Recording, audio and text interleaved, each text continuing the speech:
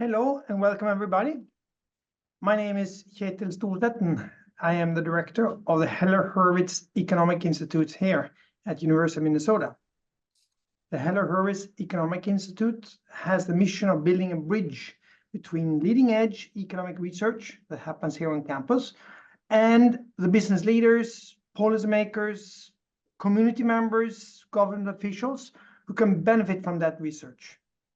We fulfill this mission through events like this webinar, through strategic communication, including office hours, podcasts, policy briefs, etc.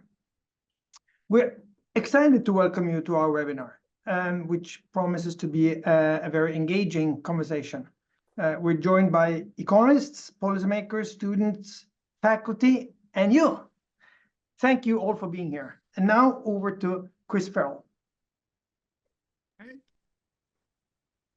There we go. Did I hit the button? There I did. Thank you. Well, thanks a lot. And I'm really looking forward to this discussion on does the Fed need to cause a recession to reduce inflation? And what we're going to do is Gary Stern is going to make some remarks and VV Chari going to make some remarks.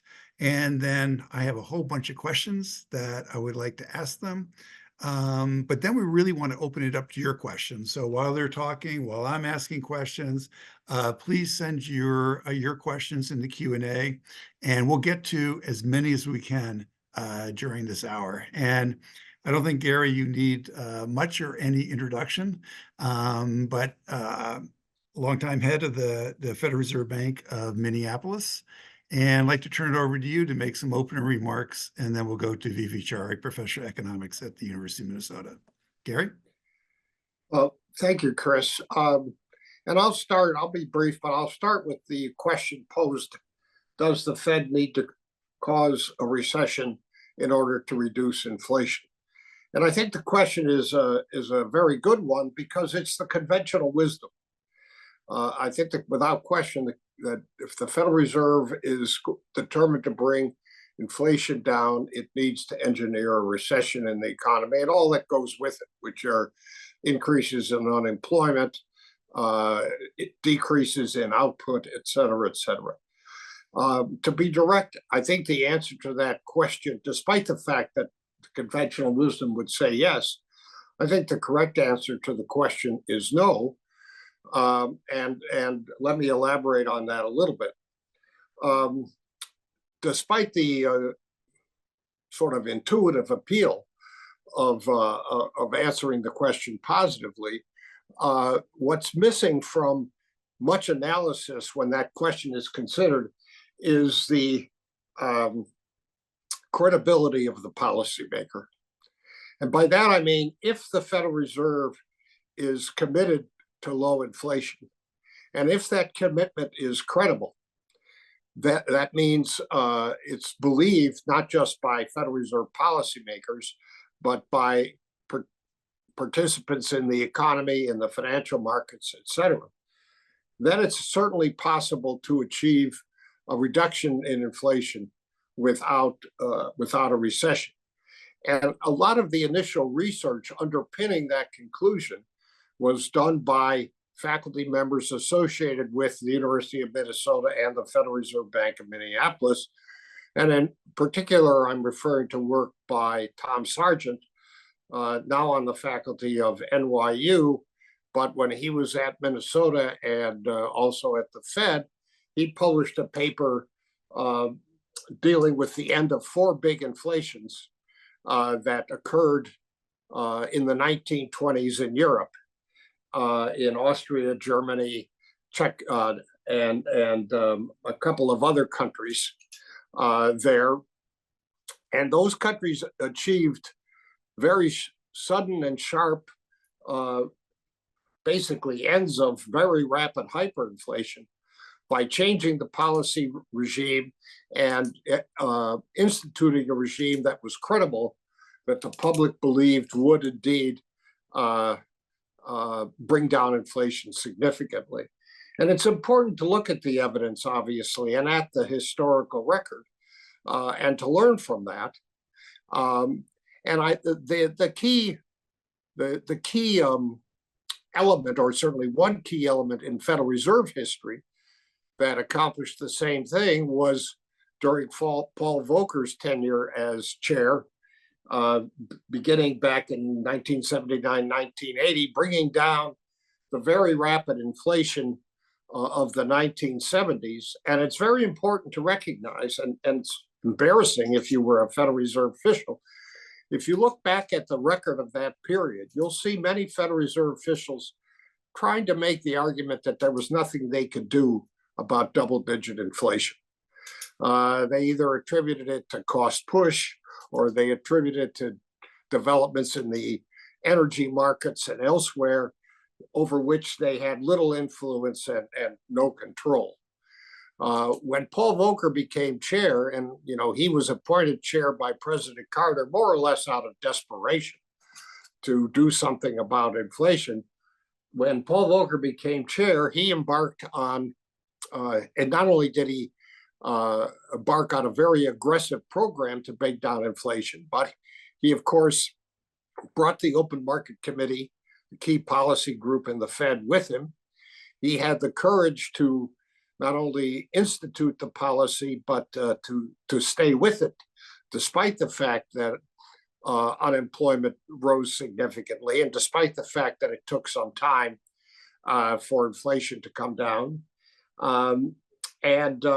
He established, I think what Paul Volcker and his colleagues did was establish the credibility of the Fed. They made a credible commitment to reduce inflation, and that has served the U.S. economy well, and Federal Reserve policymakers well, for that matter, for 3 or 4 decades now. So it was a very major accomplishment, not easily done, but one that proved to have, in my judgment, lasting benefits. And I think with that, Chris, I'll stop and happily turn it over to Chari or to you. Chari, why don't we turn it over to you now?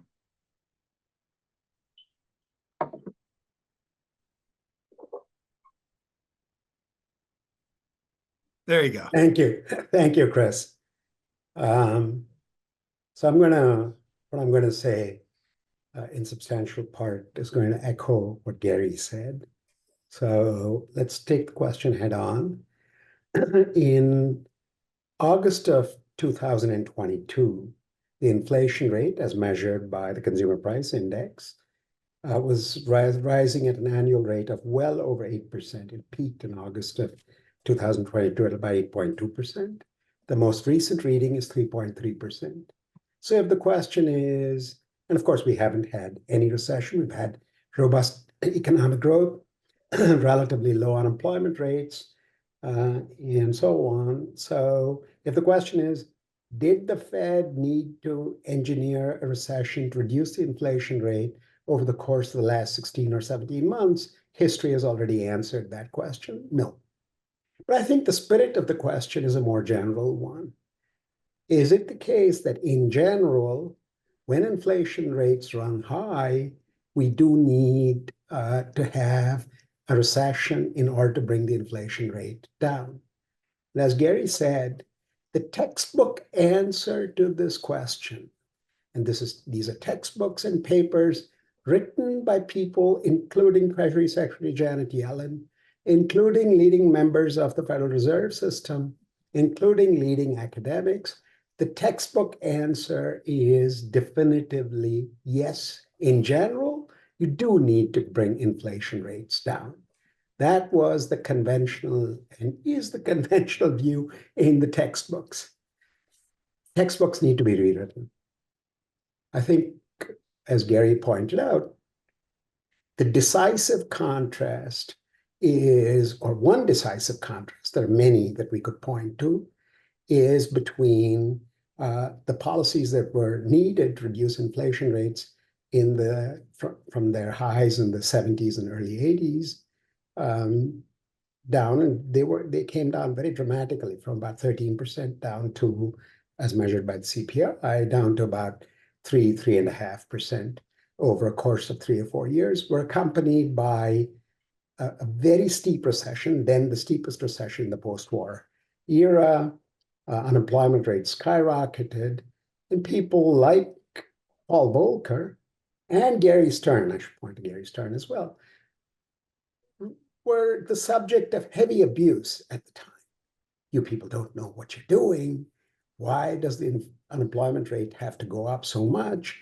There were repeated calls for price controls from people who'd go on to win Nobel Prizes, all using essentially the same intellectual framework that said that prices and inflation rates can only be brought down by inducing severe slack in labor markets. The most recent experience has pretty much decisively put paid to that view. So what's the difference? I want to echo what Gary said. I think the central difference between the episode of the late 70s and early 80s is that was a period when the Federal Reserve System lacked credibility. People in the market and households in general didn't really trust that the Fed was committed to keep inflation rates down. I think the price that they paid, the policymakers then, people like Paul Volcker and Gary Stern, they paid a very severe price for that. And we as a people paid a very severe price for that because unemployment rates did skyrocket. But now we're reaping the rewards of the sacrifices that were made in the early 80s. And the rewards now come with the conviction on the part of markets that the Federal Reserve will not let inflation rates get out of hand. We'll get into the details. I think they were a little bit slow in their actions this time relative to what they should have done. But that is, I think, a relatively minor complaint. In the big spirit of things, they moved aggressively, they raised interest rates aggressively, they proclaimed repeatedly their intention to ensure that inflation rates would stay low independently of what happened to the economy. And they've been fairly successful so far at bringing the inflation rates down. And it's still above their target, but certainly looks like it's going to fall to their target. And that's not the only example. So the answer to the question, do high inflation rates, can they be cured only by severe recession, is it depends. Like any economist, I've got to say it depends. It depends, but it depends on what? It depends on what the credibility of central bankers and the policymakers is. If they have high credibility with respect to their commitment to low inflation rates in the future, inflation rates can be brought down relatively painlessly. If they lack credibility, which has been much too often the case, then unfortunately, they are going to have to risk, and the public at large is going to have to experience high rates of unemployment, severe recessions to bring inflation rates down. Let me stop at that. Okay, so in terms of what's wrong with the standard model, I mean, you take Larry Summers, terrific economist. He gave a speech in June of 2020 in London, and what he said there in 2020, and he said 2022, I'm sorry, not 2020, 2022, and he said, we need 5 years of unemployment above 5% to contain inflation. In other words, we need 2 years of 7.5% unemployment, or 5 years of 6% unemployment, or 1 year of 10% unemployment. And, but that, the thing about it, he put numbers there, right? But you read the Financial Times, you read the Wall Street Journal, you read the New York Times. Basically, that was the message that economist after economist, whether they were associated with a university or they were associated with a Wall Street firm, that's the basic message they gave. So what's the flaw there? What is the mistake with that model, which is widespread? Chari? Well, I'll tackle that first. I mean, I'd say two things about it. I mean, they're implicitly assuming, as Chari has emphasized, that the central bank, in our case, the Federal Reserve, lacks credibility.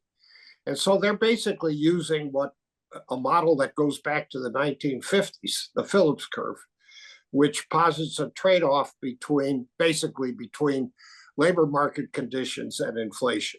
And the model the essence of the model is, other things equal, the lower the unemployment rate, the higher the rate of inflation. If the rate of inflation is too high by however you judge it as being too high, the only way for it to be reduced over time is for unemployment to go up in all likelihood significantly. That is the rationale, the intuition that a lot of the people you cited start with, and for that matter, end with.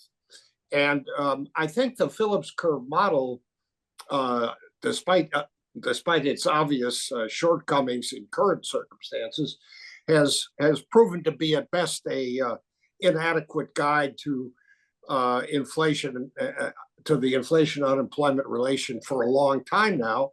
And various analysts have tried to repair the model with various adjustments to it, trying to make it in some sense more sophisticated and adding variables that, may or may not give you better results. But as they proceeded with that effort, they've all been one-offs. That is, they may work for one episode in one period of time in one country, but they haven't succeeded in a lasting way. So I really think it's about time that people took a look at that model much more skeptically than is typically the case even today. And I'll stop there. Chari? So Larry Summers is one of the finest analysts of data, one of the finest empirical economists out there. The people who write textbooks and the people who, including Treasury Secretary Janet Yellen, the people who make policy are all people who are experts at looking at the data. For the vast majority of our experience over the last 60, 70 years, we have lived in a regime where central banks have lacked credibility. In that regime, if you systematically see over and over again that inflation rates sometimes do go up, and every time they come back down, there's a recession, you have to be an idiot not to conclude that a recession is needed this time as well. I don't think Larry Summers is an idiot. I don't think any of these people is. What, as Gary emphasized, they needed to do was to look more carefully at that experience, contrast it with the experience that Tom Sargent documented for the hyperinflations in Europe in the 1920s, and see that a unified theory is going to have to take into account the credibility of the central bank in that regime. And so I think that they made the best analysis, but they made an analysis which was based largely on reading the tea leaves of the data rather than thinking harder about the underlying forces.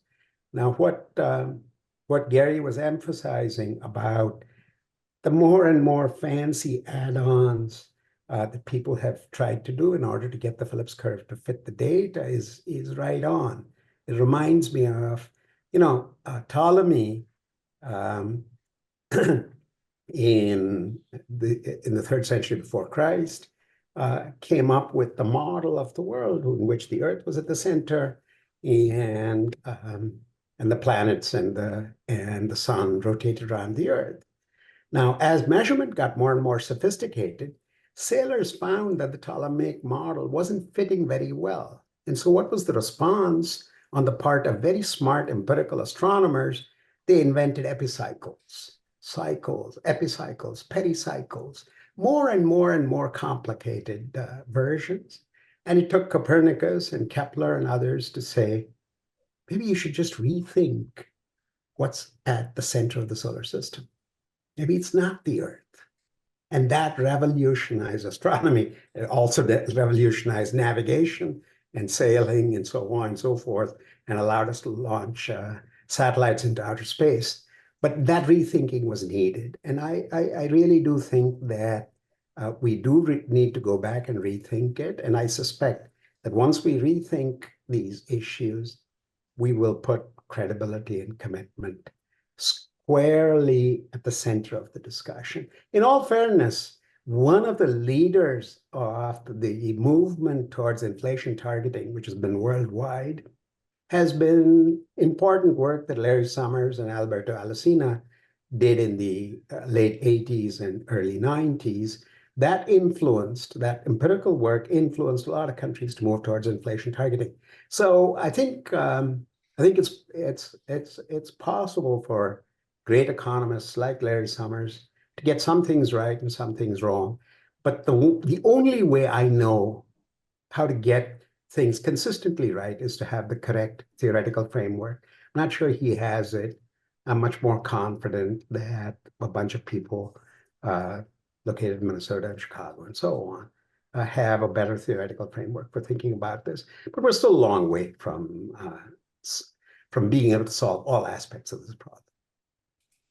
So Gary, in terms of credibility, and you were there, so what role did the 2% target, the evolution toward the 2% target, what role did that play in terms of thinking about credibility? Well, I would say that first of all, that the 2% target isn't derived scientifically. I think the idea, the Fed kind of got there over a series of meetings, kind of by the process of elimination. I won't go through all of that. The idea was to identify a target that was credible, that seemed to be consistent with low inflation, and that could be achieved. I don't know that there's anything magic about 2%, but it's not difficult to imagine that if you had picked a target significantly higher, it might not have been credible. And if you picked a target significantly lower, I think the concern was that you might run more of a risk of deflation than you wanted to.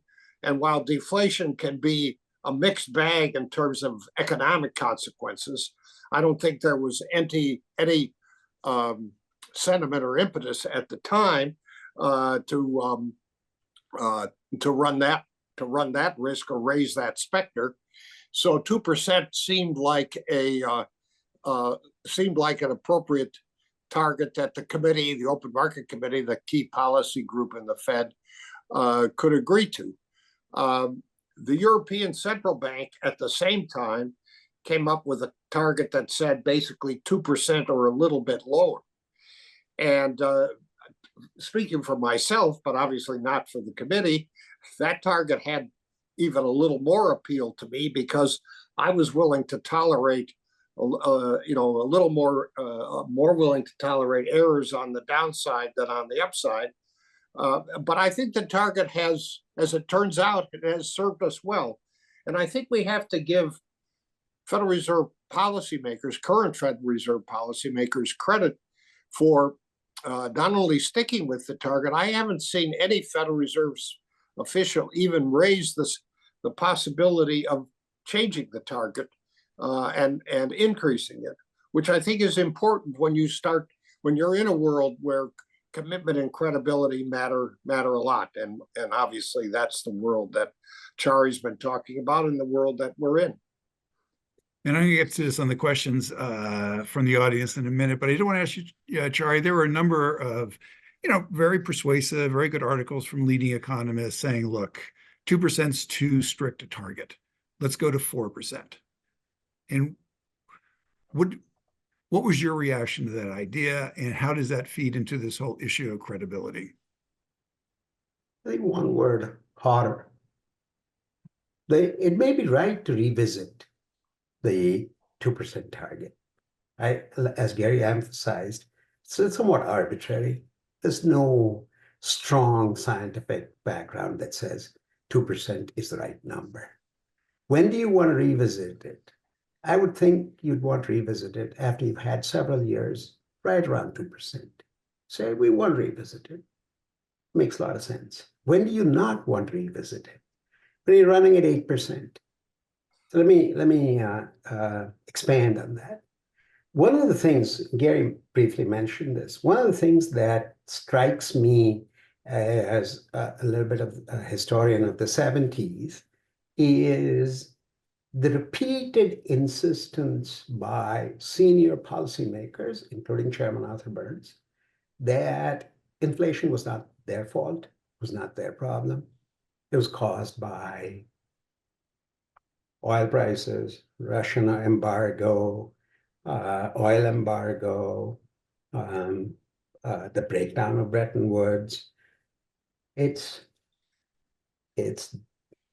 not my fault. It's not your fault. It's the fault of that man behind the tree. That was their repeated insistence all through the 70s.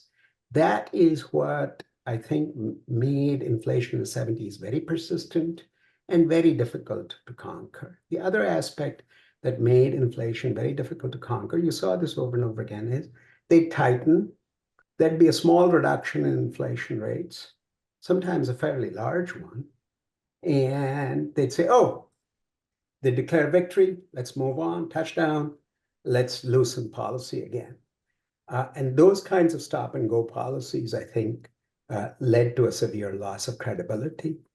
What's the big difference once Chairman Volcker took over and people like Gary played a much bigger role? They stood up and said, this is our fault. It's me. Unless I, and by I, they meant the entire Open Market Committee and all the policymakers, unless we are willing to take the tough steps needed, inflation will not come down. That was a signal change in policy. What I find remarkable, there are lots of problems, by the way, with the commitment and credibility story, which I'm happy to elaborate on. It's not, that can't be the whole story. But what I find striking is that inflation rates start taking off around March of 2021. First time crosses 4, and then marches steadily up. And then the Federal Reserve, first tentatively, and then very decisively in their July meeting, in the July meeting, they raised the federal funds rate by 75 basis points. Not only did they raise it by 75 basis points, they made it very clear that we were in for successive rounds of 75 basis point increases in the federal funds rate. The tone that the policymakers had used until then was, oh, this is transitory. This is transitory. And I think in their July meeting, if I'm not right, if I'm not wrong, Chairman Powell banished the use of the word transitory. Said, we're not going to use the word transitory anymore. Those were important signals. Guess what? The inflation rate, at least measured by the CPI, peaks in August of 2022. And after that, it just marches down very steadily. There are blips along the way. And the Federal Reserve says, no, we're going to stay the course. We're going to keep interest rates relatively high. We're going to keep raising interest rates up until this demon is conquered. And so demonstrating that resolve, I think, was critical. And the failure to demonstrate that resolve in the 70s led to the problem in the 70s. The willingness to demonstrate that resolve in the most recent episode, I think, is a heartening sign of how far we've come in terms of policymaking. So I want to get back to this issue about credibility, but first I want to go to a question, and it's from Nicolini, because you'd mentioned persistence. And the Volcker stabilization came after a rise in inflation that had been much more persistent. Simple statistical analysis shows that an upward trend in inflation starting in the late 1960s. This recent episode appears to be much less persistent. Would that make a difference in terms of the real effect of a disinflation program? I think that's a really, really good question. Wampa is a co-author of mine and a good friend, and I will remind him of something that he knows, which is the persistence of inflation is an endogenous variable. The persistence of inflation depends on the attitude and the perspective of policymakers and how they communicate that. If policymakers are perceived as not having much credibility, inflation will be very persistent. If policymakers are perceived as having high credibility, inflation rates will fall. One classic example of this, I have lots of objections to the gold standard, but the gold standard was remarkably good as a commitment device. What did we see during the gold standard period all across the world, in the UK, the US? Inflation rates would go up, not to 8%, but they did rise on occasion, with wars and so on, fairly dramatically. And they came down, boom, boom, boom, boom, boom. It just didn't display any persistence at all. That was remarkable. So that was the advantage of having commitment, is that it reduces the persistence of inflation. Now, the gold standard had lots of problems. In particular, the lack of flexibility of the gold standard is, I think, a serious indictment of it. So you have to find the right balance between being committed to a long-run target and being flexible enough to accommodate shorter-term disturbances. But you need that commitment to that longer-run target to be able to accommodate short-term disturbances most effectively.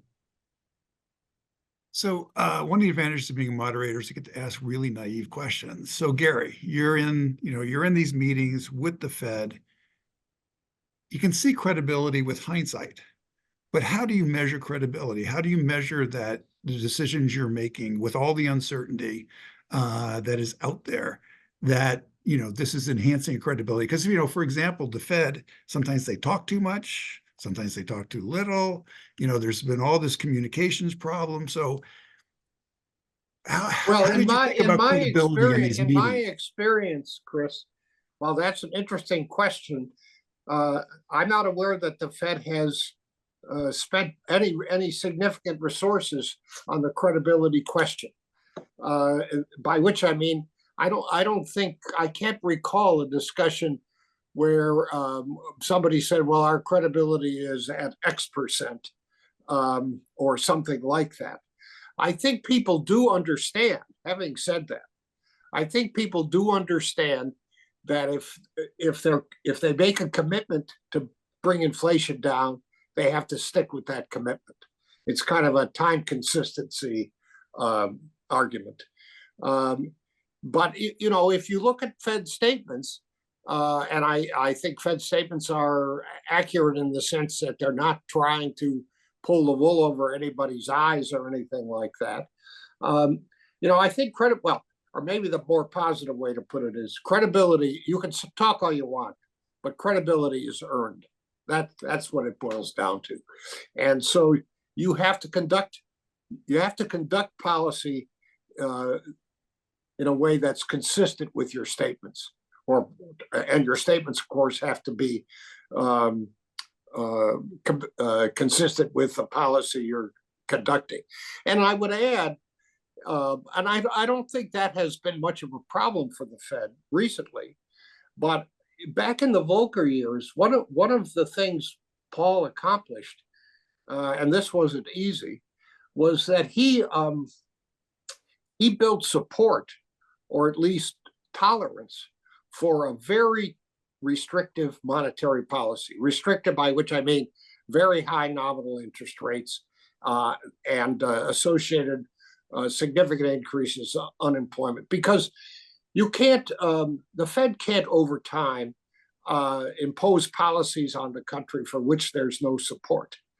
And what Volcker did, and people haven't faced that challenge to the same degree since he was chairman, but what Volcker did, managed to do, was to build tolerance for some very difficult medicine. And as Chari noted earlier, that has served the U.S. Economic performance well for decades. And we've reaped some of the benefits of that recently. So let me read a question. This one's come, let me get over here from,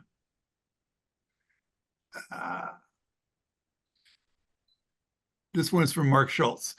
He says, since the peak inflation rate in August 2022, the markets have experienced significant goods disinflation. Oil and food prices have dropped 30 to 40%, creating downward inflation pressure. Service inflation has remained sticky and higher, which seems correlated to the low unemployment rate and higher labor costs. Do you agree with the correlation of low unemployment and let me get it again, and services? Chari? Sure. No, I think Gary might be able to answer that better. One of the things we know about all disinflationary episodes is that there's not been a single disinflationary episode where all prices have uniformly drifted down or the inflation rates have uniformly declined. It's always the case that some inflation rates tend to fall faster, and others more slowly, creates sectoral dislocations.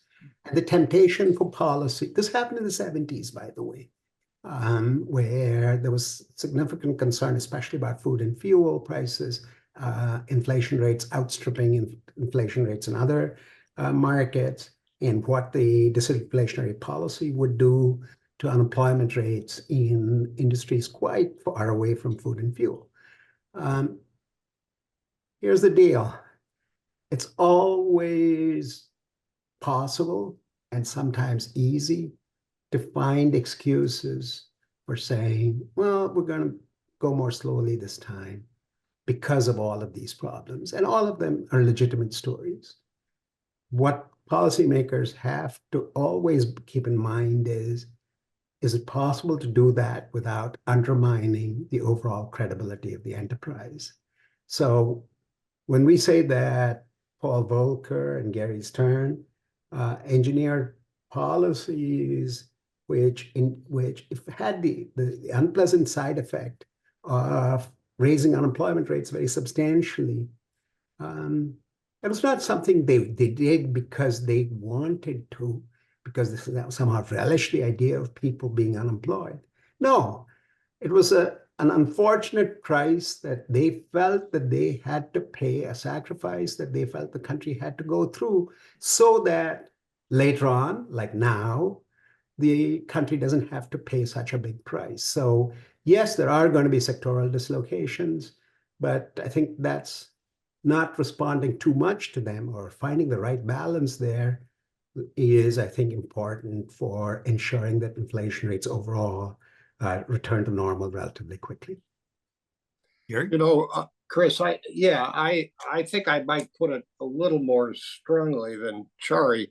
In my experience, you always get in trouble if you start telling specific stories about specific subcomponents of price indexes and things like that. Inflation is inflation, and some prices go up more rapidly than others. That's always the case when you're in a disinflationary environment. Some prices slow more or decline. And I tend to, a lot of that is just noise, and I don't pay a heck of a lot of attention. Now, it's well known that the Fed likes to look at price indices excluding food and energy. And for analytical purposes, the rationale for that is straightforward. Food can be subject to weather conditions around the world, and nothing monetary policy can do that. And energy can have a political component, as we know, and there's nothing monetary policy can do about that. But if you're asking the question, what is inflation and what do households care about? Well, they don't care whether food and energy they're spending money on food and energy. They don't care whether there's special factors affecting them or not. So what variable you want to use depends on what question you're asking. And if you're a policymaker, yeah, you want to be a little careful about food and energy for the reason I said, but you shouldn't kid yourself saying that food prices went up because there was a drought in the valley or something. Doesn't matter to the consumer.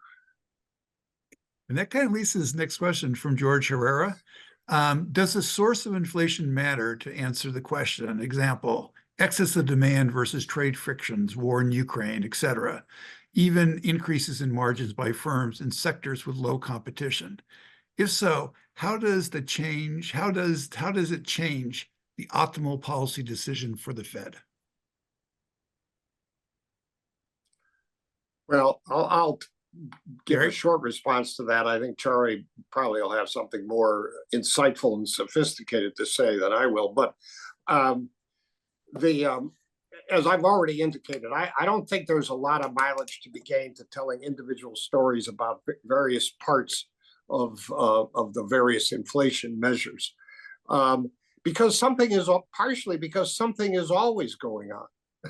I mean, and those stories might be interesting, but the question is, are they revealing, and do they help you understand the world? Now, having said that, the current bout of inflation, I mean, we knew there were some supply side, everybody knew there were some supply side disruptions. Everybody should have known that that was adding to inflation for a time. And that was expected, and all of that was expected to be transitory. Well, transitory or not, it wasn't as transitory as expected to be. And the Federal Reserve ultimately decided to act reasonably aggressively to bring inflation down. So, you know, as I said, I'm pretty cautious and pretty leery about sort of microanalysis of inflation.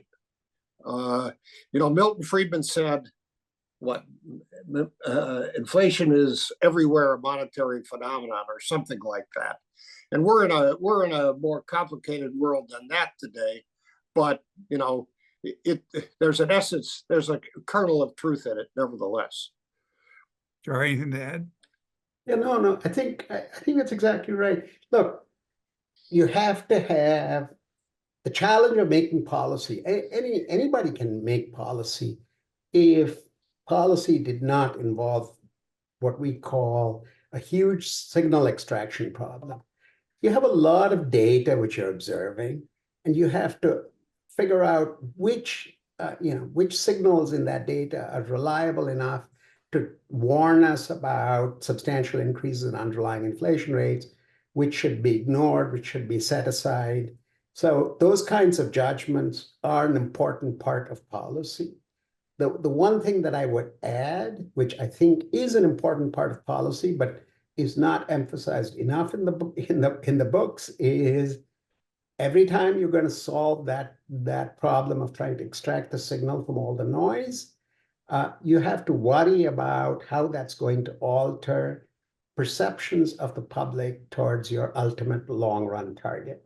So as long as you take that adequately into account, of course, you should look at all the data that comes in and make the best informed judgment.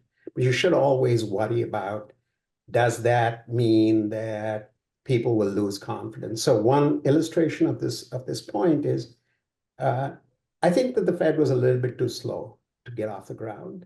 And they argued that the inflation rates that we were seeing starting in 2021 into 2022 were largely transitory due to supply chain disruptions and so on and so forth. And my attitude to that is, if you are a good Bayesian, that is, if you balance the likelihood that you could be wrong with the likelihood that you could be right, that means that you should give some weight to the possibility that you are wrong, that in fact it is not transitory. And so therefore, when I say that really they should have moved earlier, it's mainly based on those kinds of considerations, right? Consider the possibility that you are wrong, as Thomas Cromwell pleaded way back in the 13th century. You have to take that into account. That's why I think that slightly more aggressive moves sooner might have helped a lot. But the overall theme of the question is right. You should analyze all the data that comes in and make the best possible judgment. So a follow-up question for you and Gary on that point, but I first want to go, General, you have a question? Yeah. So I feel that the panelists, you agree too much. So, I mean, your basic argument is that, yeah, the Fed commits to low inflation. The population believes in that inflation target. And just the mere expectation that inflation is coming down, that's enough. That's enough to deliver low inflation. It sounds very easy. Now, what is it? Suppose, imagine I doubt it. I believe it, but imagine I doubt it. What is it I can see out there that suggests that that view is right? Over and above, of course. Yeah, we can see that inflation is coming down now. We're getting a soft landing, but it's something else that suggests that that expectation view is the right one. Maybe I'll take a crack at that. Let me give Gary a couple of minutes. It's a really good question, Shadow. You know, my answer to these questions is you can look at lots of sophisticated data, but at the end of the day, there's one big piece of data you should be constantly looking at, which is the inflation rate. Look at the inflation rate. If that sucker is not coming down at the rate that you would like it to, you've got to be more aggressive. If it is, then you're doing the right thing. Part of the problem with looking at all kinds of different data, so let me confess, one huge problem with the commitment view. One huge problem with the commitment view is that the view that the inflation rate took off from March 2021 to August of 2022, that was entirely caused by credibility problems, is suspect because we don't see the concomitant increase in long-term nominal interest rates that we would have if credibility were the sole cause of those disruptions. We did not see a huge movement in long-term nominal interest rates. So that is a strike against the credibility view. And on the other hand, the credibility view has a lot going for it. I just find it's got to be more than a coincidence that pretty much almost as soon as the Fed signals that they are going to be very aggressive about this, they're going to be single-mindedly about this, inflation rates peak. Now, that could be just coincidence, just happened that way.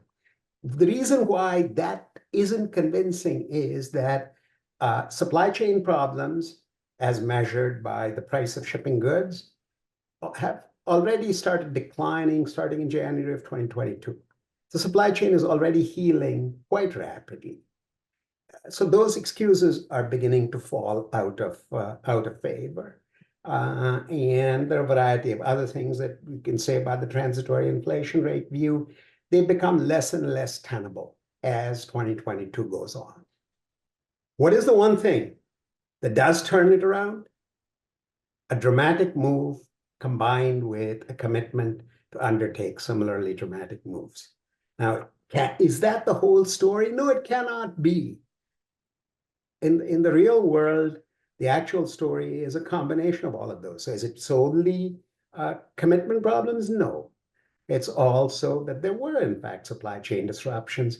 We were coming out of COVID. Nobody knew what the new shape of the workplace, at home, at work, maybe in the car, maybe in a vacation spot that people are in pretending to work. All of that reshaping is going on, and those create real problems in extracting the signals. But I think so. So the real world is a complex of all of these issues. But how do you tell if you're doing right? If you're doing the right thing? Our inflation rate's coming down. Yeah, the only thing I would add to that, I think that's you don't have the counterfactual, obviously. What would have happened had the Fed done a different policy and commitment, had either been called into question or commitment had strengthened, and we just don't know. The only thing I would add to that is, the Fed always tells us that they're data dependent. And what that means, of course, is they analyze all the incoming, and they're very good at this. They analyze all the incoming data on the domestic and global economy and try to assess whether that's consistent with their view of the world and consistent with the policy course they're on or not, and if not, do they need to adjust policy? And so as things have come in, it's been, nothing has deterred them from staying the course. And I think that's important. Maybe they've just been lucky. That's always a possibility. But I think a better explanation is the one that Chari and I have been talking about, that there's a credible commitment to low inflation, and policymakers and economic participants have benefited from it. So there are two questions, pretty much similar themes, one from Jordan Pandolfo and one from Anonymous. And Jordan says, can you comment on the role of fiscal policy within the current monetary cycle and more broadly within the model framework for thinking about monetary policy and inflation? And Anonymous says, writes, Sargent's work on inflation placed an emphasis on fiscal policy and the role of government budget constraints and inflationary expectations. Do the panelists have any thoughts on the role of fiscal policy and credibility have played in recent experience? So this role of fiscal policy in this discussion. That's, I think, a huge ball game. I talked about supply chains and talked about expansionary monetary policy. During COVID, for good reasons or for ill, we pursued an extraordinarily expansionary fiscal policy, made very significant transfers to lots of people, many of whom were suffering, some of whom were not. And then immediately after the Biden administration took over, the Biden administration came up with a series of legislative proposals, 3 of which were enacted, which very, very dramatically increased prospective budget deficits. When Larry Summers warned that these budget deficits would lead to high inflation, he was poo-pooed, and he was told, Larry, you should reapply to presidency of Harvard, or something like that. What are you doing? Don't say these things. And serious economists took their turn beating up on poor Larry. We've sort of said Larry was wrong in his forecast about disinflation and recession, but he was dead on in his forecast about the higher inflation. So did the irresponsible, I really do think it was irresponsible fiscal policy to some extent the Trump administration, certainly the Biden administration early on, did that play an important role? I think it did. What role do I think it played? The role it played was people could see that happening. And the question is, how would the Fed respond? And the Fed responded, at least initially for the first year and a half, by pursuing a very expansionary monetary policy. Not surprisingly, that led to some concerns, in my judgment, about the credibility of the Fed and played an important role. So I think that aspect of fiscal policy played an important role. There's something else that Tom has emphasized in his work, and I'm not so sure it's that critical. Tom has emphasized that the way you get credible monetary policy is by getting the fiscal policy house in order. I'm not so sure that the historical experience is that decisive in that regard. The experience of the US in the 70s and 80s, for example, is a good illustration. Do you know what the debt to GDP ratio in the 70s was in the United States? It was 25%. It was 106% immediately after the war. We're back to over 100%. We'll be very shortly. 25% is nothing. And so the idea that fiscal policy irresponsibility played an important role in the 70s. Remember that long before Reagan deficits, the inflation rate was tamed. And so I don't think that the historical evidence is that decisive on that issue. Our fiscal policy continues to display breathtaking irresponsibility, and I don't see high inflation rates. So I'm not so sure that the link between fiscal policy and inflation is that tight. I think the link is an indirect one. That is, expansionary fiscal policy is dangerous to the extent that it contributes to concerns about overly expansionary monetary policy. Gary? I don't think I have anything to add to that. I think Chari ended it as I would have, only more eloquently. Okay, so in listening to this, I mean, part of our, obviously now let's take a look ahead. And what are some of the implications looking ahead? And there's this whole question, is the Fed going to start? And March has been, the March FOMC meeting has been the date that a lot of people on Wall Street are saying the Fed should cut. Now, one reaction to this discussion is the Fed should just cut, just simply go back to where it was back in 2019 or wherever with its benchmark interest rate because it's got its credibility. So why drag this whole process out? Well, first of all, you haven't reestablished 2% inflation, just to state the obvious. So it hasn't pretty close, though. Hasn't achieved the target. The other thing I would add about this, and I happened to hear a speech by Chris Waller, who's a Fed governor, who made the point, and it resonated with me, and I'm willing to entertain other views, certainly. That look, at some point, basically what he was saying was, look, at some point we're going to be cutting rates, but there's no urgency because there's no crisis. The economy has been performing well. The unemployment rate is low. The labor market is strong. Many jobs are available. So there's, and as I said, we haven't achieved 2% inflation yet. So, I mean, the argument he was making was we have plenty of time to analyze the situation, to cut rates if and as it appears to be appropriate, and there's no urgency. And by the way, we shouldn't kid ourselves here. I mean, the U.S. economy is a very large, sophisticated, resilient, flexible economy. Whether the Fed cuts rates in March or in June or September, that isn't likely to be all that decisive, in my judgment. The economy isn't that sensitive to those kinds of things, in my view. And if you were 2 or 3 months ahead or 2 or 3 months behind in modest rate reductions, I don't think that's going to have a profound effect on anything. So as long as your rationale for what you're doing is sensible. So I think that's an issue that is not worth getting all that excited about at this point in time. I think if you had told many analysts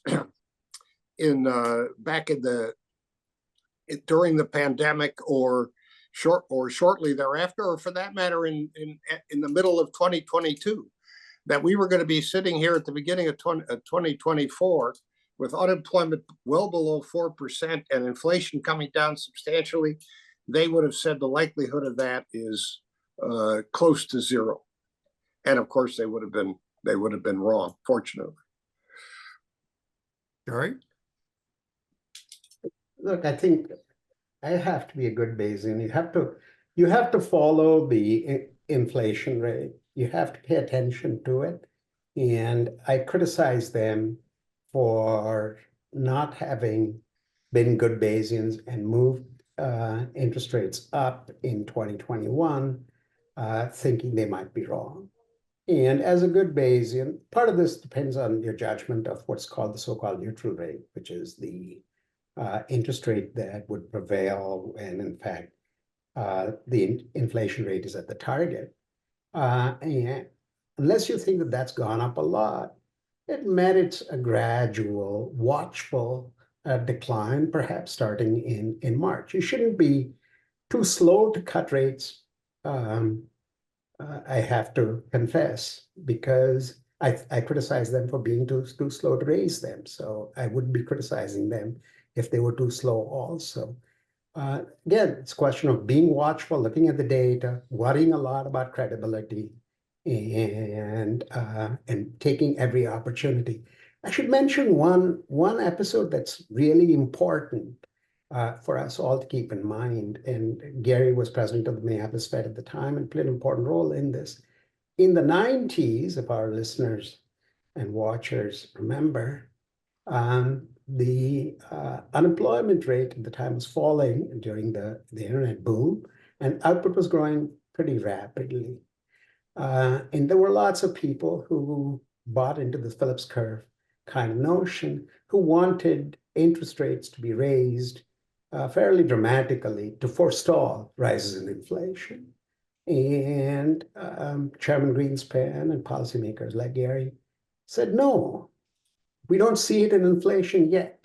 So why are we overreacting to this Phillips curve notion, which is very unstable and lacks clear theoretical foundations? Why are we relying on that? Let us raise rates only when we see inflation rates go up. And I think to some extent the Fed did the same sort of thing in the 2010s. They said, until we see inflation rates actually going up, we're not going to be aggressive about this.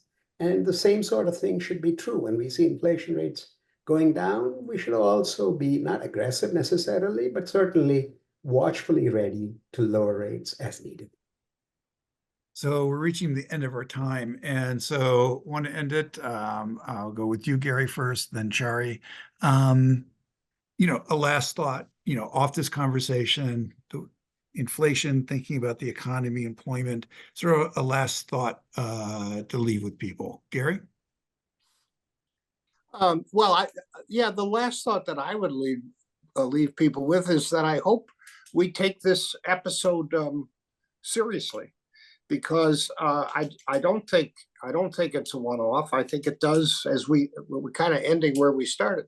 I think it demonstrates the importance of commitment and credibility. I think you ought, if you're trying to analyze policy and you're trying to analyze what it means for the economy, and indeed what developments in the economy mean for policy, you should be adding concerns and focus about credibility and commitment to the list of variables, the list of things you're interested in. I think it's exceedingly important to do that. I think the historical evidence underpinning that is ample, and so I would leave people with that thought. Chari? Yeah, I want to echo that. So we really stand on the verge of a long period of time, perhaps a decade, perhaps a couple of decades ahead of us, when, at least from a cyclical standpoint, we are apt to experience the rewards of the sacrifices undertaken by previous generations. The nature of modern economy is that occasionally inflation rates will fluctuate. Occasionally they will rise. If policymakers at central banks have credibility, if they're committed to the long term, to keeping their eyes single-mindedly on inflation in the long term, we can successfully see those episodes result in fairly costless disinflations. It's easy to lose that commitment and that credibility. The history of central banking, the history of monetary policy is an unfortunate history where flexibility, discretion, let us just do the right thing. We don't want to hurt people. Do you really want to have people on the streets selling apples? Is that the economy that you envision for us? If we just ran inflation a little bit hotter, we could solve a lot of problems in society. Those tempting songs of Circe will always be with us. We give that up at our peril. If we do stick to the painful lessons of the past, it's going to maybe painful in the short term, but we will reap large rewards for many decades to come. Well, thank you very much. I've really enjoyed this discussion, and this discussion will be on the Heller-Hurwicz website, so people will be able to, who didn't have a chance to attend, will be able to listen to it. But thank you very much, and have a good rest of your day.